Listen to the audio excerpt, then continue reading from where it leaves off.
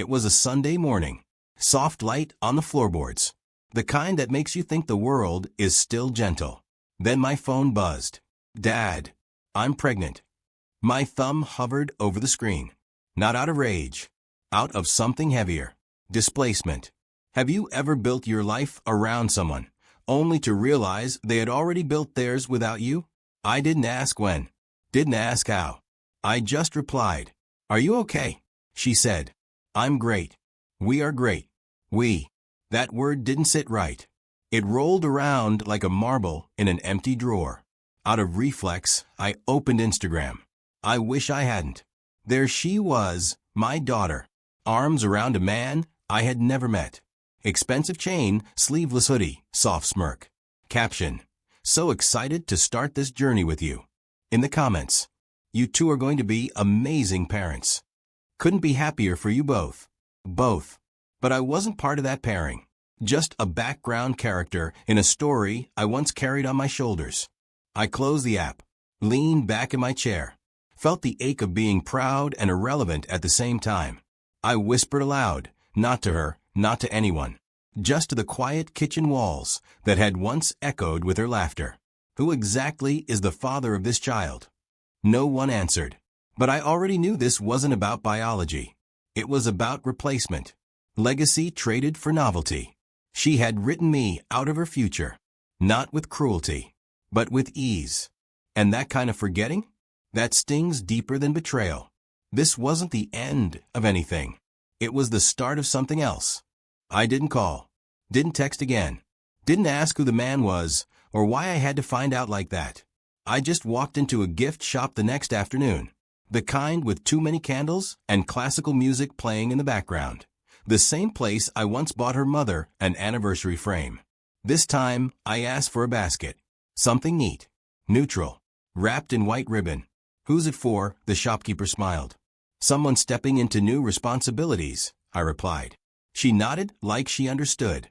But she didn't.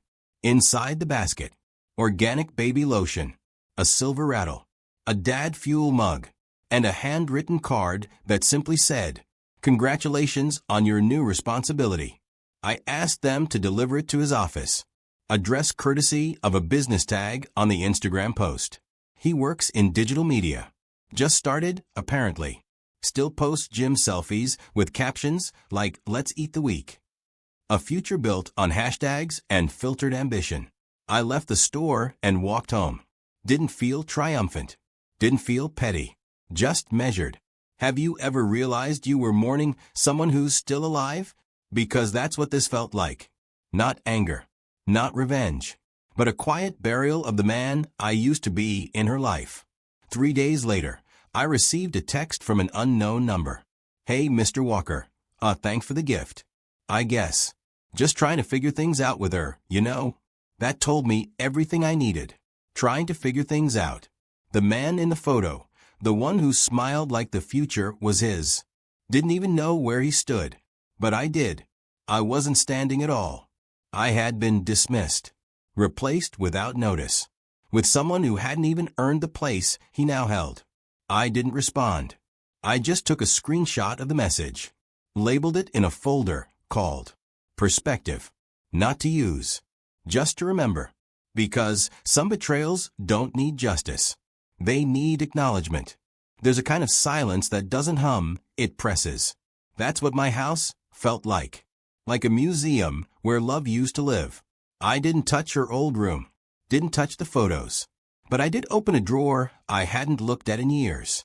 Inside it was a stack of receipts, loan agreements, tuition bills, car insurance papers. The invisible scaffolding I built beneath her life. I laid them out on the dining table like old bones. Item by item. Line by line. College tuition, $68,000. Her first car, $6,200. Unpaid wedding deposit, $3,500. Braces she cried over, $3,100. Rent for her internship year, $4,800. Emergency fund she promised to repay, $2,400. I wasn't tallying debt. I was tracing presents. Have you ever looked back at everything you gave someone and realized they remember none of it? I didn't want the money, didn't want payback, but I wanted weight. Because when someone walks away without a backward glance, you start to wonder if your footsteps ever mattered at all. I gathered the documents, folded them into a manila envelope, wrote her name in neat cursive on the front, the way I used to label her lunchbox for school. I didn't seal it, didn't plan to send it, but something about having it ready made me feel less erased. She was building a new chapter, and in her story, I was a faint preface. No longer the spine, just the dedication page. To those who helped me get here. Helped. Past tense. I tucked the envelope into my drawer again, right beside an old birthday card she once made me with crayons. On the front it said, "Best Dad Ever." Inside, in tiny crooked letters, "I'll never forget you." I smiled. Not because it was sweet, but because children never lie. Until they grow up. I didn't expect her. Not that day. Not ever, honestly. But there she was, standing on my porch with that same nervous grin she used to wear when she broke the vase in the living room at 12. She had a coffee in her hand, like we were still close. Like nothing had been torn. Like I hadn't watched my role in her life vanish quietly beneath a caption. I opened the door. Didn't say a word. Just stepped aside. She walked in like muscle memory. Paused in the hallway where her prom photo still hung crooked.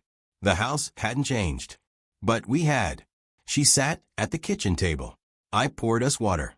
The silence sat between us like a third chair. "I didn't mean to hurt you," she said.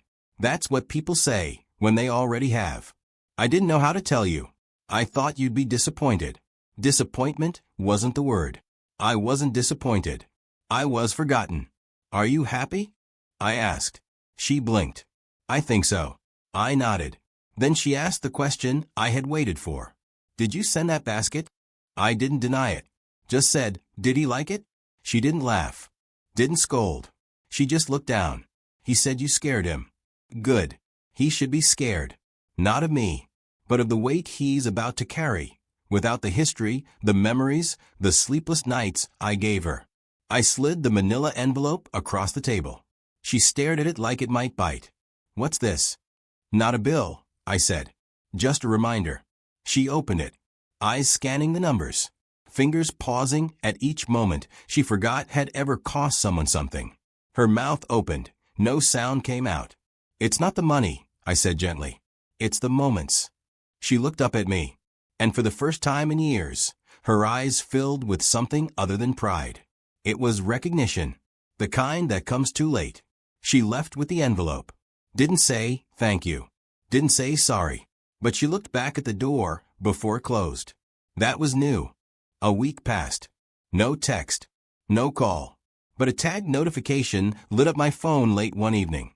It was her, posting a baby shower invite. Digital. Lavender background. Balloon icons. Tied together with a bold heading that said, "Baby Henderson is almost here." Henderson. That was his name. Not mine. Not Walker. The name I gave her. The name etched into her first trophy, her diplomas, her emergency contacts. Have you ever seen your legacy replaced with a font? I stared at the invite like it was written in another language. And maybe it was. The language of forgetting. There was a note under the graphic. Small gathering. Family and close friends only. Only. I wasn't on the list. But her old piano teacher was. So was her new hairstylist. And a girl she met 6 months ago on a yoga retreat. The guest list didn't miss me. It skipped me. Like I never existed in the folds of her story. I closed the app. Didn't flinch. Didn't message her. But I opened an old drawer. Took out a folder labeled Walker Family Archives. Inside, her ultrasound photo, the original one. Hospital wristband from the day she was born. Her first crayon drawing of our house. I flipped over. She'd written her name at the bottom, bold and proud. Emily Walker, age 5. I sat back. Looked around my quiet living room. A name isn't just a label. It's a thread. And now she'd cut it. Not because she hated me, but because she had outgrown the version of herself I raised. That night, I didn't cry. Didn't sleep much either. I just printed the invitation, taped it to the fridge, not as decoration, but as evidence that even those who come from your blood can build a future where you're not even a shadow in the background. She'd erased my name. I was going to make sure she remembered it anyway. The baby shower came and went. No invitation in the mail. No text saying, "Wish you could be there." But I kept tabs. Not obsessively, just enough to feel the distance grow roots. She posted photos the next morning, smiling, glowing, hand resting delicately on her belly, surrounded by pastel streamers, gift towers, and a cake that read, "Welcome, baby Henderson." There was one photo, her standing between her best friend and her boyfriend. He held her from behind, both hands on her stomach. She was wearing a necklace. I squinted. It was gold. Small charm at the center. Not the one I gave her on her 18th birthday. Not the locket with her mother's photo in it. This one was new, fresh, gifted by a man who hadn't held her through fevers or stood in the rain during soccer tryouts. I stared at that picture for a long time. Then I went into the garage and pulled out an old box. Inside, baby clothes I'd saved from when she was born. A pair of tiny socks. The onesie with Daddy's Girl printed in faded letters. I placed them in a clean white box, wrapped it in brown paper, attached a small envelope with a handwritten card. You don't have to remember, but I do, and I always will. No name, no return address, just a box. I mailed it to her apartment. 2 days later, I received a message. Just one line. "Why would you send that?" No greeting, no emotion, just discomfort wrapped in avoidance. I didn't reply. The next day, the box showed up on my doorstep, unopened. Returned to sender. She hadn't even looked inside. That's when I understood. Some people don't want to forget you. They want to pretend you were never there to begin with.